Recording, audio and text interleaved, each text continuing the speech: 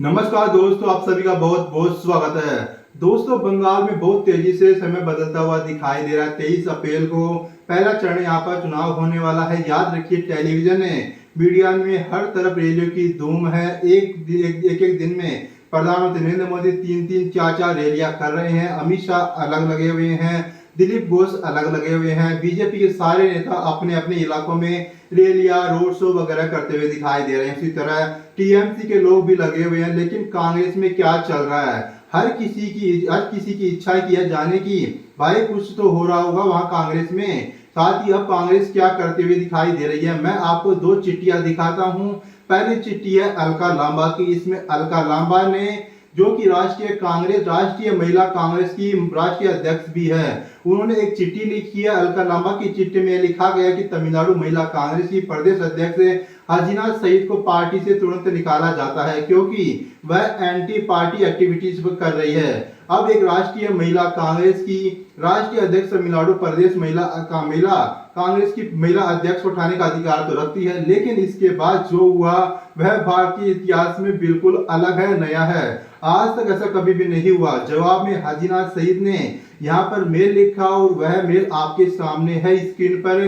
अब आपको इसको पढ़ना है, कैसे पढ़ना है ध्यान से आपको समझना है। साथ ही उसने यहाँ की क्या लिखती है Alka Lamba, have you gone mad, आप पागल हो गई हो क्या? मैंने एक दिन पहले प्रेस कॉन्फ्रेंस करके 10 अप्रैल को लगभग 1:30 बजे प्रेस कॉन्फ्रेंस करके बता दिया कि मैंने कांग्रेस छोड़ दिया है। अब तुम एक दिन बाद तुम चिट्ठी देके हमको कह रही हो कि बर्खास्त कर दिया है। और फिर जो लाइन है वो मास्टरपीस है। अजीना सैयद अपने मेल में लिखते कि जाके यह एटीट्यूड अपने बॉयफ्रेंड वेणुगोपाल को दिखाओ, अपने बॉयफ्रेंड वेणुगोपाल को दिखाना।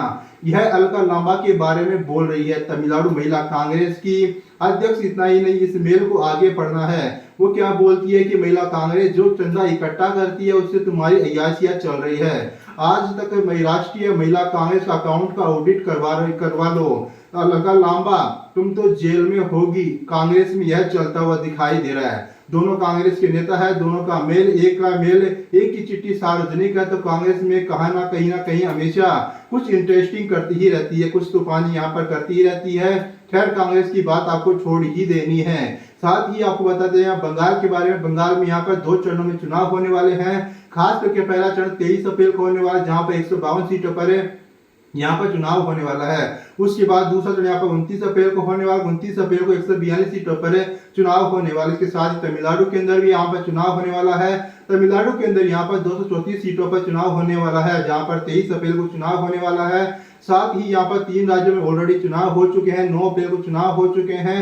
साथ ही 5 के 5 राज्यों का रिजल्ट है वो 4 मई को यहाँ पर घोषित किया जाएगा। इस साथ ही आपकी इस पर क्या राय है? कांग्रेस के अंदर हमेशा कुछ ना कुछ इंटरेस्टिंग चलता ही रहता है। आने वाले समय में, आने वाली वीडियोज में और भी आपको जानकारी दी जाएगी। वीडियो को लाइक करना, चैनल को सब्सक्राइब करना मत भूलिएगा। धन्यवाद, शुक्रिया।